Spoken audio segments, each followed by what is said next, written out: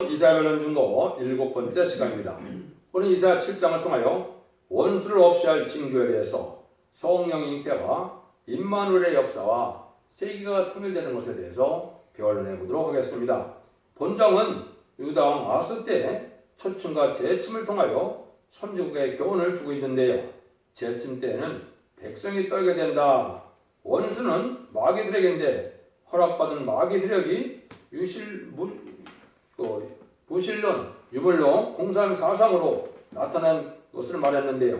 주님은 이제 오신 목적이 마귀의 일을 멸하러 오셨다고 요한일서 3장 8절에 말씀하셨는데 마귀를 없앨 수 있는 분은 예수님밖에 없다는 사실을 또 알려주시죠. 그래서 이것은 이제 마귀 세력은 공산당인데 마귀 세력이 완전히 이 땅에 없어지는 것은 아마겟돈 전쟁 때 없어지는 것입니다. 그래서 그것을 원수라 그랬는데 원수를 없앨 수 있는 마귀를 없앨 수 있는 분은 예수님밖에 없다는 것이요. 근데 그 예수님은 처녀가 잉태해서 나신 주님인데 그 주님이 오시면 세계의 통일을 하게 된다 이렇게 말씀을 했습니다.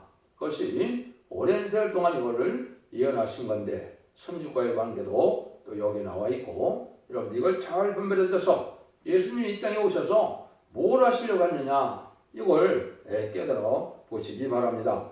1절 2절입니다. 우시아의 손자요 요담의 아들인 유다왕 아하스 때에 아람왕 르신과 르말레 아들 이스라엘왕 베가가 올라가서 예루살렘을 쳤으나 능히 이기지 못하니라.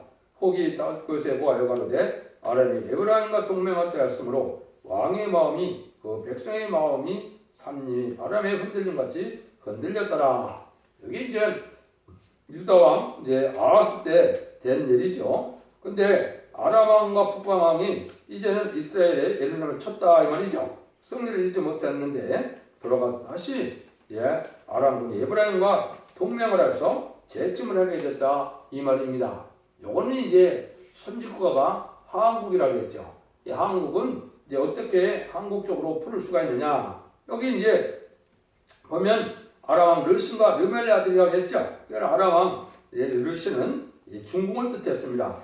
르멜레 아들은 북한 공산당을 뜻했는데 첫 번째 초침을 했었죠. 이게 유교 동란이죠. 이 유교 동란에 자기네가 완전히 이기지 못했다 이 말입니다. 그런데 여기 보니까 그 다음에는 뭐였다 그랬어요? 아람과 에브라임이 동맹을 하였다고 그랬죠. 이 동맹이 1961년 7월 11일 날 실제 동맹이 있었거든요. 북방 공산당인 북한과 중국과의 이런 동맹이 있었는데 그 동맹을 하고 나서는 한 번 재침을 또 한다 이 말입니다. 근데 그 재침 때는 너무 겁이 나서 백성들이 떨게 된다 이렇게 예언이 되어 있거든요. 요거를 이제 설명을 좀 해드려야 되는데요. 왜 이게 한국에 대한 변론이냐 이걸 우리가 잘 알아야 되겠죠. 제가 사명이 이제 육적이 이스라엘에서 한국으로 옮겼다는 말씀을 했는데 그걸 주님이 어떻게 말씀하셨냐 그걸 간단히만 말씀을 드리겠습니다. 예수님께서 이제는 어느 날 길가에서 무화과나무를 보시고 잎사귀밖에 없고 이제는 열매가 없는 것을 보시고 어떻게 저주를 했습니까? 쌍으로 무섭게 이제부터 영원토록 내가 열매를 맺지 못하리라 하시니 무화과나무가 곧 마른지라. 마태복음 21장 19절에 이렇게 말씀하셨거든요. 그러면 이런 때 무화과나무를 저주했는데 이것도 영원히 이제 열매를 맺지 못한다 이렇게 저주를 하셨죠. 근데 그 표적이 벼랑간에 그 나무가 다 말랐다 이 말이죠. 예수님이 왜 이런 일을 하셨습니까? 이것은 유대인이 자기를 메시아로 이제 받아들이지 않을 것을 아신 것이죠. 하나님이신데 그걸 모르시겠습니까? 그러니까 성경대로 오시고 말씀대로 오셨는데 그 성령이 때요. 예수님이 구세주로 오셨지만은 그 나라 백성들은 자기를 받아들이지 않을 것을 알 수 있으니까 자기를 안 받아들이면 성령을 못 받고 성령을 못 받으면 하나님의 일을 할 수 없는 거거든요. 그러니까 이스라엘 백성들이 이제는 할 수 없던 걸 아시니까 이렇게 저주를 했죠. 그래놓고 나서 이제 예수님이 마태복음 21장 31절부터 보면 자세히 설명을 합니다. 포도원 얘기를 하시면서 포도원을 세워놓았는데 그 농부들이 그 인부들을 때리고 일을 잘 안 했다 이 말입니다. 그러다 보니까 이제 그 아들이 농부의 아들을 보냈다 이거죠. 농부의 아들을 보냈는데 아이들이 상속자니까 우리를 간섭하러 왔다 그래갖고 39절에 보면 그 아들을 포도원 밖에서 죽였다 이렇게 이제 표현을 했어요. 그러니까 예수님이 그거를 설명을 하시죠. 그것을 이제 어떻게 설명하셨냐? 너희들이 건축자의 버린 돌이 보통의 버린 돌이 되었다는 것을 읽어본 일이 있느냐? 그것이 기이한 일인데 그것이 이제 말씀에 응하게 된다 이 말이죠. 요거는 이제 여러분이 시편 118편 22절 23절에 하나님이 예언하신 건데 하나님이 어떻게 예언하느냐?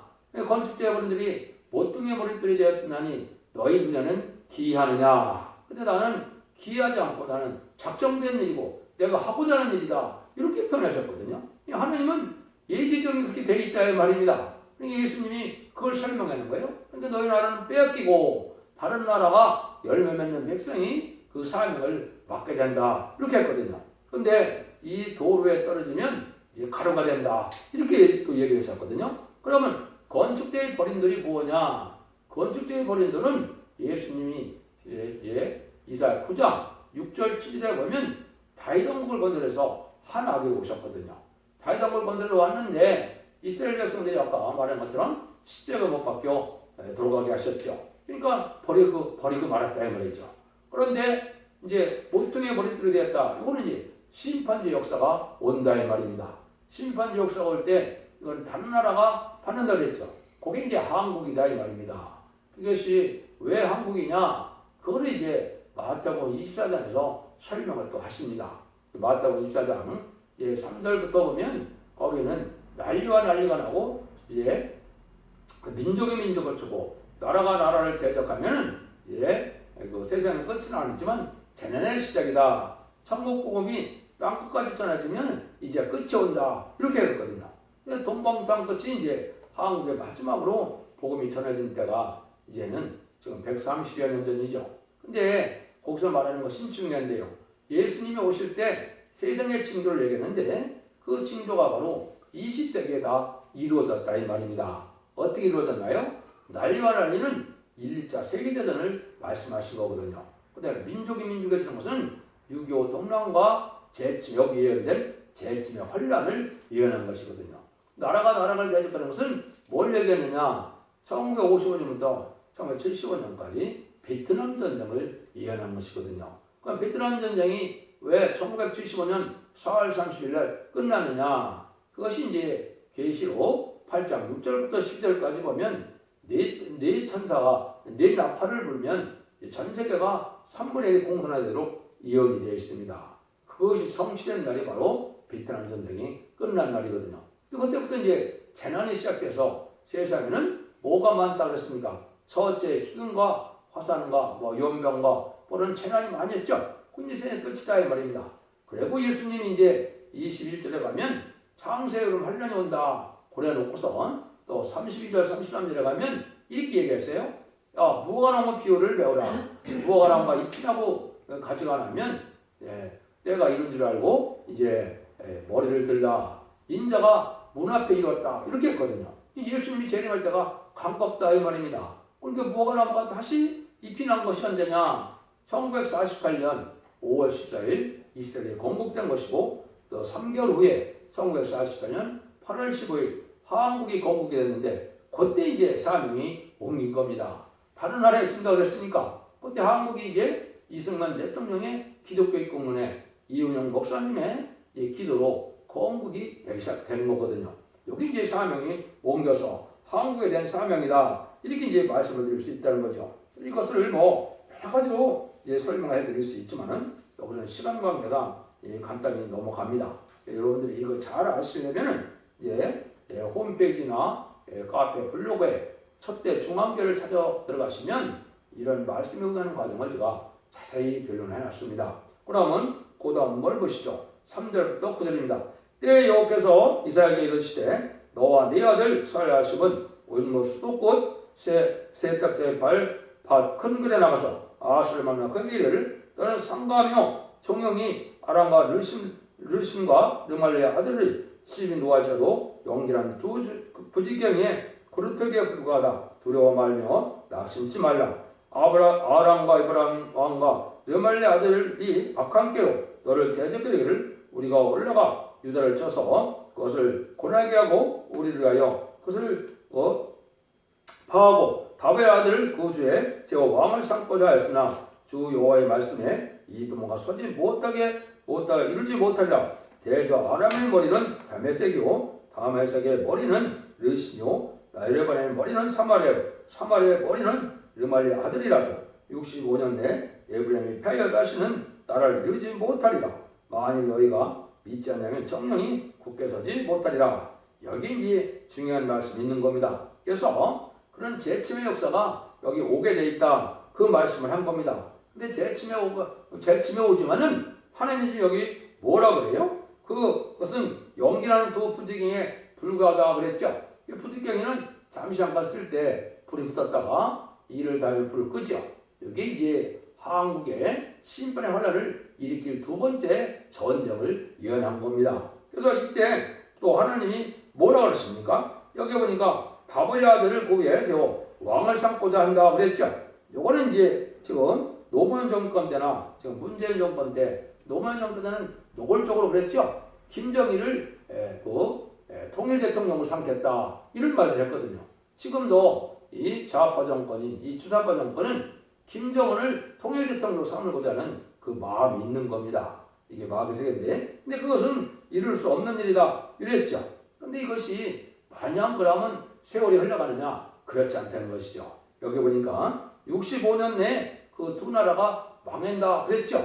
여기 이제 중요한 의미가 됩니다. 아까 그 동맹을 맺은 자가 언제라고 그랬습니다. 1961년 7월 11일 날 맺었거든요.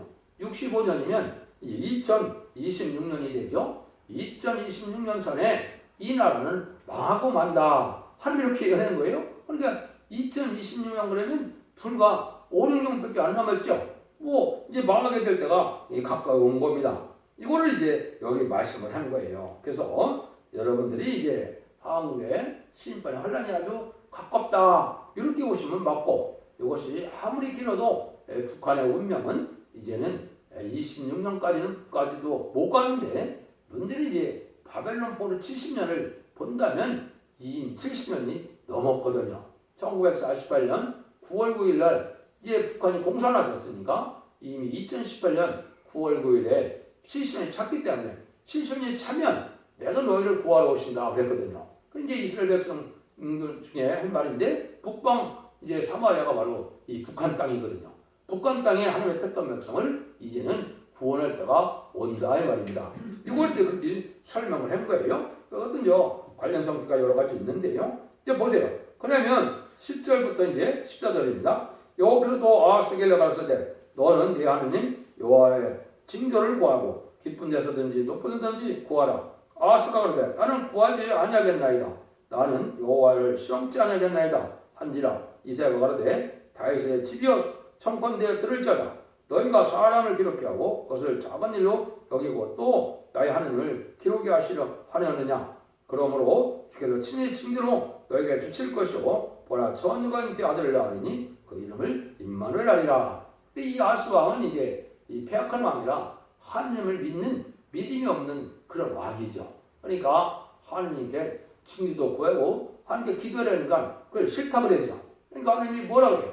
야 이제 원수를 멸망할 징조가 너에게 나타나는데 그 징조가 뭐라 그랬어요? 처녀가 잉태하여 이제는 아들을 낳는데 그 이름이 임마누엘이라 그러죠. 뭐 기독교인이면 가장 많이 암송하는 기절이죠. 이게 바로 뭡니까?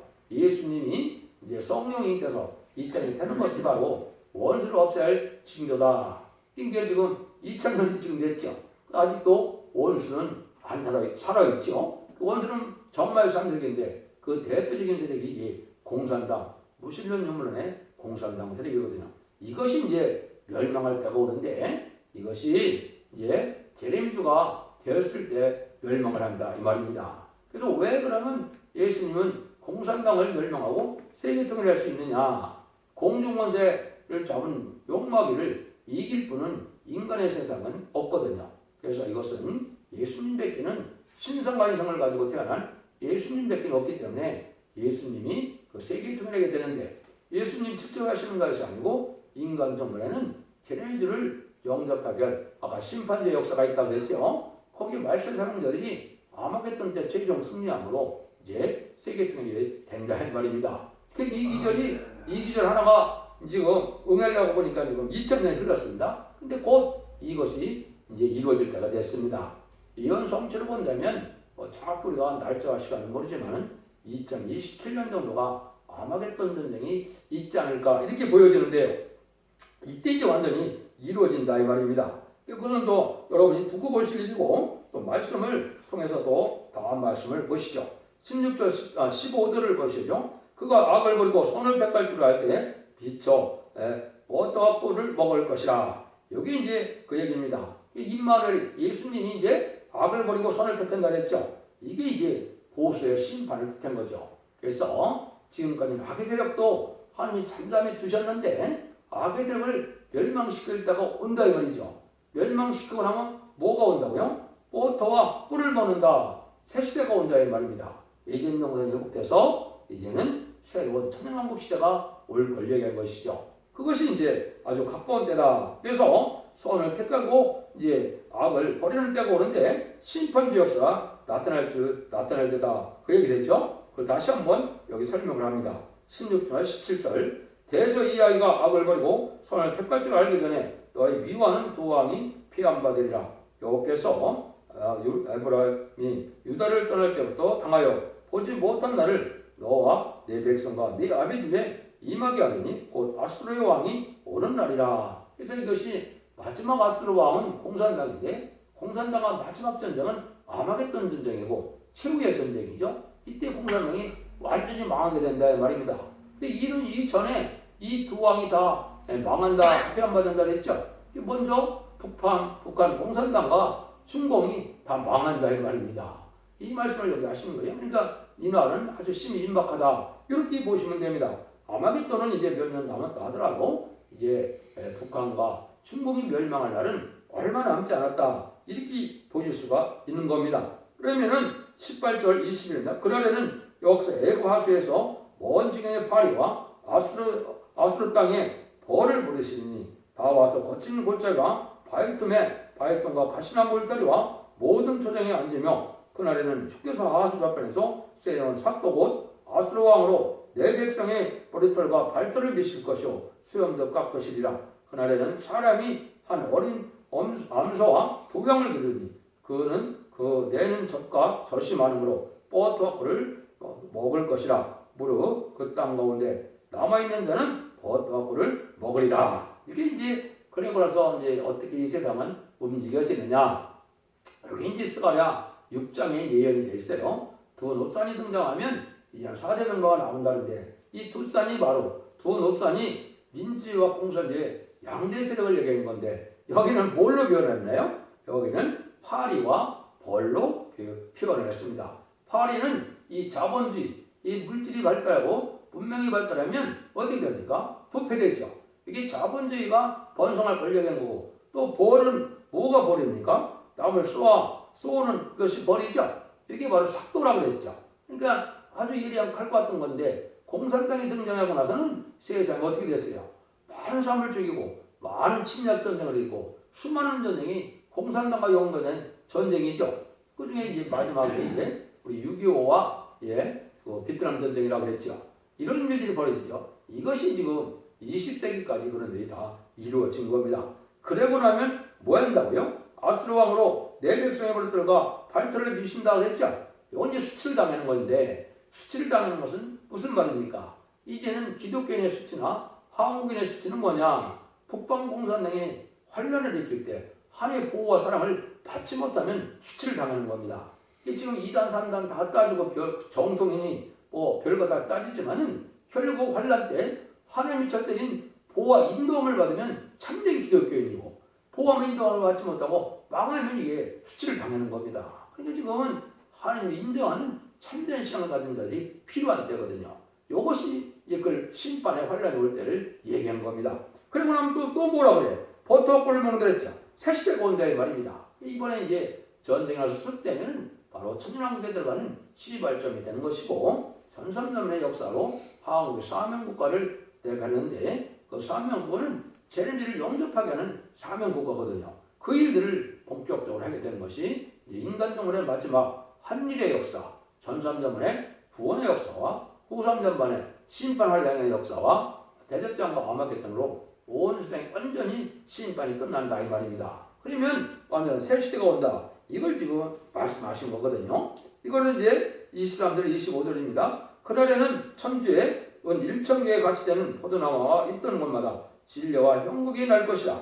온 땅에 진려와 형국이 있으므로 살려가 활을 가지고 그리로 갈 것이요 보석으로 갈던 산에도 진려와 형국 가득에 들여서 그리로 가지 못할 것이요 그 땅에 소를 놓으며 양에 밟는 것이 되리라. 이때가 되면 인간 정말에 되는 온 땅이 황폐되는 그런 날이 오고 환란이 왔을 때 이 세상 사람이 살 수 없을 만큼 황폐가 되는데 그곳은 어디냐? 여기 보니까 이제 그 천주에 은 1,000개의 가치가 있는 포도나무라고 했죠. 요즘 교회가 대형교가 참 많은데 가치가 없어요. 왜 가치가 없느냐? 예수를 잘 영입해서 예수님의 참된 백성이 되고 참된 종이 됐다면 가치가 있는데 이 자들이 어떻게 됐습니까? 속가되고 복되고 타락해서 진리와 행복이 난다. 마귀짓만 하고 있거든요. 마귀짓만 해서 완악하고 강팍하고 그냥 부패되고 속화되고 이래서 아무 값어치가 없는 데다 이거죠. 이런 교회가 다 망한다 이 말입니다. 다 환란이 오면 황폐가 된다 이 말이거든요. 그래서 이 공산당 사는 세력이나 또 하나님의 성전이 있던 곳이라도 다 망해서 그것이 뭐가 된다? 짐승의 처소가 되고 만다 이 말입니다. 죄악이 많은 곳에는 사람까지도 살지 않고 짐승의 처소가 되고 그런 심판의 관련에 다 멸망할 것을 여기 보여주는 거거든요.